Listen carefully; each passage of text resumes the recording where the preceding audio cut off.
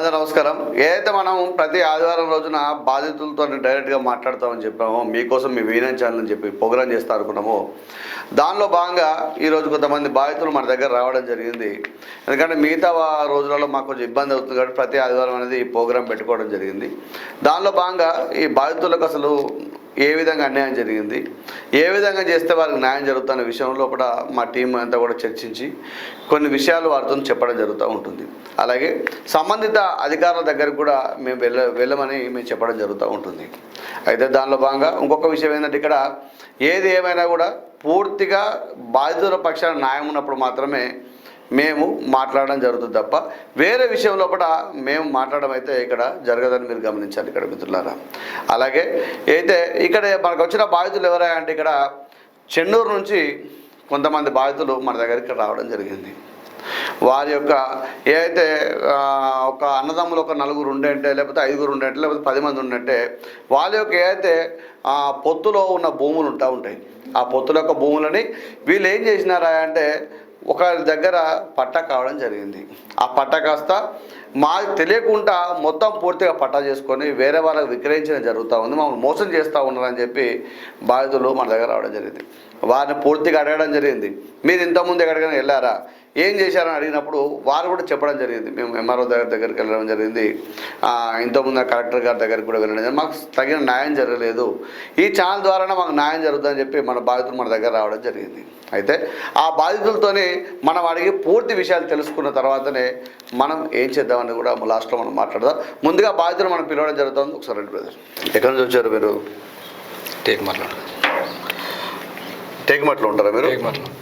అంటే మీరు చెన్నూరు కదా? చెన్నూరు కానీ టేక్మట్లో ఉంటారు. విషయం చెప్పండి. అంటే ఎక్కడ సర్వే నెంబర్ ఇది? Chennur survey number. అది ఎంత సర్వే నెంబర్ ఎంత? 904 905. ఓకే.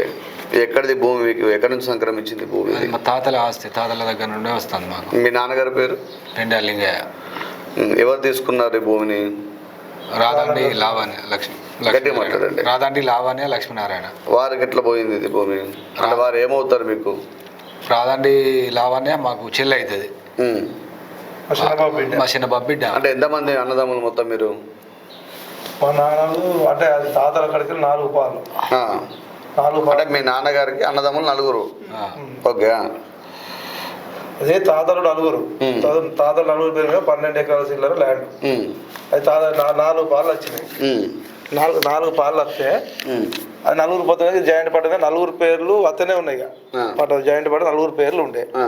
అదే ఈయన అప్పుడు ఎంపీడీఓ చేసిన చెన్నూరు దగ్గర. ఎవరు? లక్ష్మీనారాయణ గారు చెన్నూరులో ఎంపీడీఓ చేసిన. చెన్నూరు పక్క కోట పేరు ఆ పక్కన. అప్పుడు ఆయన అధికారం చూసుకొని అందరు కలిసి చేసుకున్నారు. అప్పుడు ఏ సంవత్సరంలో అయింది? ధర నచ్చిన తర్వాత. Okay, right. అప్పటి వరకు కూడా మీరు కాస్తులో లేరా? మీరు మేము చేసినాం, అక్కడ పొలం చేసుకుంటున్నాం. ఎప్పుడు కొంచెం నీళ్ళు తక్కువ అయినా కనుక ఉన్నారు, మా వాళ్ళు కూడా ఉన్నారు ఇంకా. ఓకే. ఎప్పటికి కూడా మేమే ఆడ ఈయన ఇప్పటికాడికి రాలేదు, ఈయన ఆడికి రాలేదు. ఈయనకు ఉండాల్సింది అక్కడ 1.5 ఎకరం. వాళ్ళ పాల 2, వాళ్ళకు 3 ఎకరాల చిల్లర 2. ఆయనకు ఎక్కడ మీ ఇప్పుడు లావణ్య గారికి ఎంతమంది? లావణ్య గారికి పెద్ద బాబు ఉంటాడు, ఆయనకు సగం పాలు, వీళ్ళకి సగం పాలు. వీళ్ళ పాలు ఆయన సగం పాలు, వాళ్ళకు పోతే వీళ్ళకి సగం పాలు వస్తే 1.5 ఎకరం భూమి రావాలి. 1.5 ఎకరం భూమికి ఇవి ఉన్న 4 పాలు మొత్తం ఈయన పదవి ఉపయోగించుకొని 10 ఎకరాల మొత్తం 12 ఎకరాల చిల్లర పెట్టు. ఇప్పుడు 7 ఎకరాల చిల్లర చేస్తాం. ఇంకా మా బాధితులు ఉన్నారు, మా బాబాయ్ ఉన్నాడు రాజమన్నట, ఆయన వాళ్ళకు ఒక 10 సంవత్సరాలు నమ్మించింది మమ్మల్ని అందరిని. ఇట్లే వాళ్ళు కూడా చెప్తారు ఇదన్నమాట, వాళ్ళు కూడా వస్తారు. 10 సంవత్సరాలు నమ్మించి ఇప్పుడు అడుగుతాడు అంటాడు అంటే మీకు ఎక్కడి భూమి, అది మా బెదిరిస్తాను పోదానికి కూడా కేసు పెడతా, అట్లా ఇట్లా అని బెదిరిస్తానికి వచ్చిన మా బాబాయ్ మా పిన్నాచి అయితే వాళ్ళ ఇంటికాడ ఏడు. నేను లక్ష్మీనారాయణ గారితో మాట్లాడినప్పుడు మేము భూమి అమ్మినామని చెప్తా ఉన్నారు కదా సార్. మేము అమ్మినట్టుంటే చూపెట్టమని మేము మొత్తం భూమి ఆ దగ్గర కూడా పోము. మీరు అంటే ఎంఆర్ఓ గారి దగ్గర అప్లికేషన్ పెట్టినారా? పెట్టినా, పేపర్ తీసుకున్నాం, మా బాబాయ్ దగ్గర పెట్టి నాకు ఇట్లా అన్యాయం జరిగిందా? మీరు ఎంఆర్ఓ దగ్గర అప్లికేషన్ పెట్టినారా? అప్పుడు మా పెట్టి మా వాళ్ళు పెట్టి కలెక్టర్ దగ్గర కూడా పోయినాం అప్పుడు.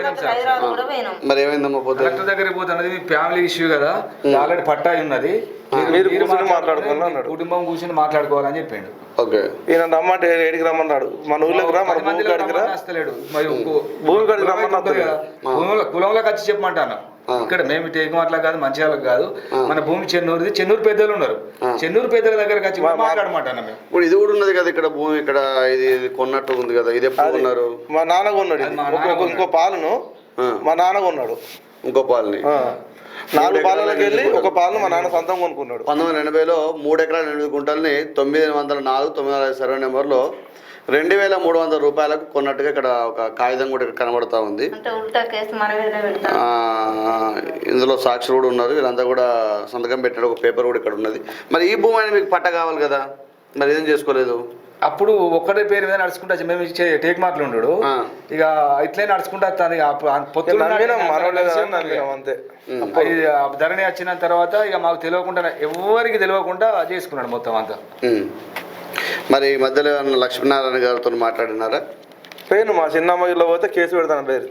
లక్ష్మీనారాయణ వాళ్ళ మామ ఉన్నా ఇప్పుడు ఈ రాజన్న అన్నటైనా సంత అన్నదమ్ములు అన్నారు, ఒక్క పుట్టినోళ్ళు.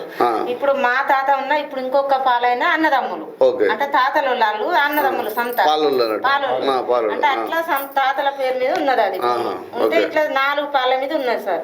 4 పాల మీద ఉంటే ఇప్పుడు ఈ 3 ఎకరాలు అన్న భూమి కూడా అయినా అమ్ముకున్నాడు.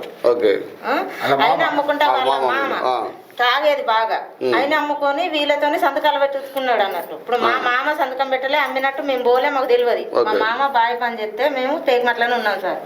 అంటే అక్కడ పొలం చేసుకుంటా కూడా ఉన్నాం మేము కొన్ని రోజులు. సంతకాలు పెట్టాలి మనం.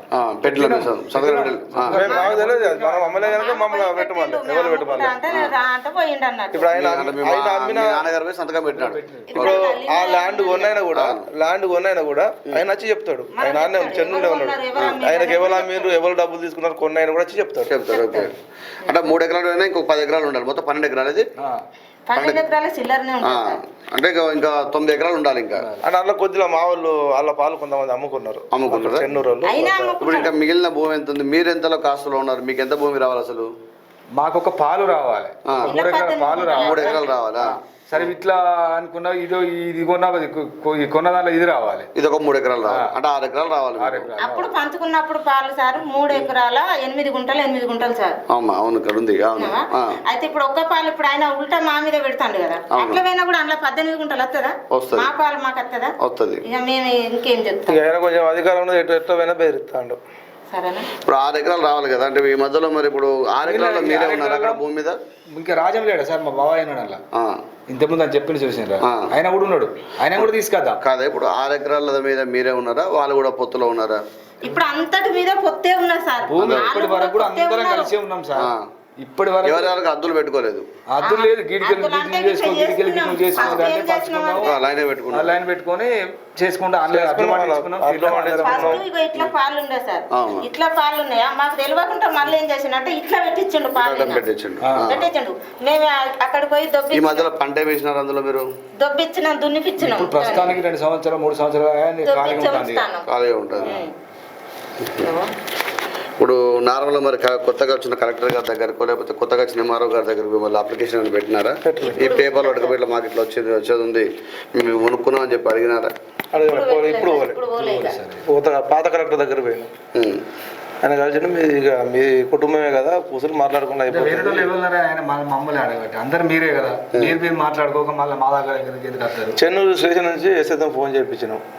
సార్ అన్నాడు కదా ఏం ప్రూఫ్స్ ఉన్నాయో పట్టుకొని రాలి మీరు మాట్లాడదామంటే రాలే. నేను ఎందుకు వస్తా, వాళ్ళు ఏమైనా చేసుకొని అన్నాడు. మా మామ అది అంటే మరి మీ మామకు ఒక్కరికి అంత భూమి ఎక్కడికి వెళ్ళచ్చు, మరి ఇప్పుడు వాళ్ళ మామకు అంత భూమి ఉంటే మా నాన్నకు కూడా అంత భూమి ఉండాలి కదా. ఇప్పుడు అందరు అన్నదమ్ములే కదా, తాతలు అన్నదమ్ములే. ఆయన ఎవరి దగ్గర కొన్నా చూపెడమని మా నాన్నలు ఆయన కమ్మినట్టు పేపర్ ఉన్నా ఇప్పుడు వేరే తాతలవి కూడా అన్నీ ఉన్నాయి కదా, వాళ్ళందరూ అయితే చెప్తారు కదా. అది ఉన్నది సార్, పెద్ద కుటుంబం మాది, చాలా మంది ఉన్నారు మన వాళ్ళు చెప్తారు, జనమే చెప్తారు, మనం చెప్పడం అవసరం లేదు. సార్ మీరు కూర్చోండి, నేను మాట్లాడతాను. అయితే ఇప్పుడు ఉన్న బాధితులు వాళ్ళు ఏం చెప్తున్నారా అంటే, ఆ భూమి కూడా మా తాతల కాలం నుంచి వస్తూ ఉంది, మా పొత్తులో ఉన్న భూమి, ఇక్కడ 905లో మాకు 12 ఎకరాలు ఉండేది. అందులో కాస్త 3 ఎకరాలు అమ్ముకోవడం జరిగింది. కొంతమంది కూడా అమ్ముకోవడం జరిగింది. మాకు 6 ఎకరాల భూమి వస్తుంది మా పేరు మీద అని చెప్పడం జరుగుతుంది. అంటే 3 ఎకరాలు కొన్నట్టు ఒక పేపర్ కూడా మనకు చూపెట్టడం జరుగుతూ ఉంది. అయితే దీనిలో భాగంగా ఏంటంటే అక్కడ ఉన్న చుట్టుపక్కల భూమి వాళ్ళు కూడా, అంటే ఇప్పుడు భూమికి 4 వైపులు 4 ఉంటారు. ఆ భూమికి కూడా ఉంటే 4 పక్కల లేకపోతే 3 పక్కలో 2 పక్కలో ఎవరో ఒకరు ఉంటారు ఖచ్చితంగా. ఉన్న వాళ్ళు కూడా వీళ్ళదే భూమి అని కూడా చెప్పడానికి రెడీగా ఉన్నారు. లేకపోతే వీళ్ళు అమ్మిన భూమి ఎవరైతే ఉన్నారో, కొంతవరకు భూమి అమ్మిన అని చెప్పినారో ఆ భూమికి కూడా బాధితులు ఎవరైతే వాళ్ళు కూడా ఆ కొన్న వాళ్ళు ఎవరైతే ఉన్నారో వాళ్ళు కూడా చెప్పడానికి రెడీగా ఉన్నారని చెప్పి కూడా బాధితులు చెప్తా ఉన్నారు. ఏదేమైనా కూడా ఇదంతా కూడా కుటుంబ సమస్య కాబట్టి కుటుంబంలో కూడా కూర్చొని చర్చించుకొని ఎవరి వాళ్ళు భూములు పంచుకుంటే అయిపోయే లెక్క. దీనికి గొడవలు పడే అవసరం కూడా లేదు. రెండో విషయం ఏంటంటే ఇప్పుడు మన ఛానల్ ద్వారా వాళ్ళకు మనం ఏంటంటే ఒక అంటే కలెక్టర్ గారికి మిగతా అధికారులకు కూడా వీళ్లకు అంటే మా వాళ్ళు అప్లికేషన్ రాసిస్తారు. అంటే ఏ విధంగా కలెక్టర్ అప్రోచ్ కావాలి, ఏ విధంగా ఉన్న వాళ్ళకి అప్లికేషన్ రాసిచ్చి వారిని సంబంధిత అధికారులకు కూడా పంపడానికి మా టీం అంతా కూడా చేసిస్తారు.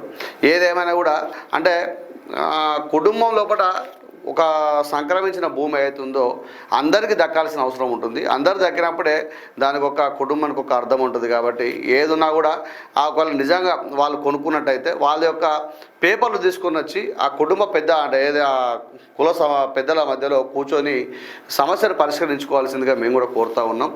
ఏది ఉన్నా కూడా బాధితులు న్యాయం జరగాలని చెప్పి మా వీణని కూడా కొట్లాడుతూ ఉంది. నమస్కారం.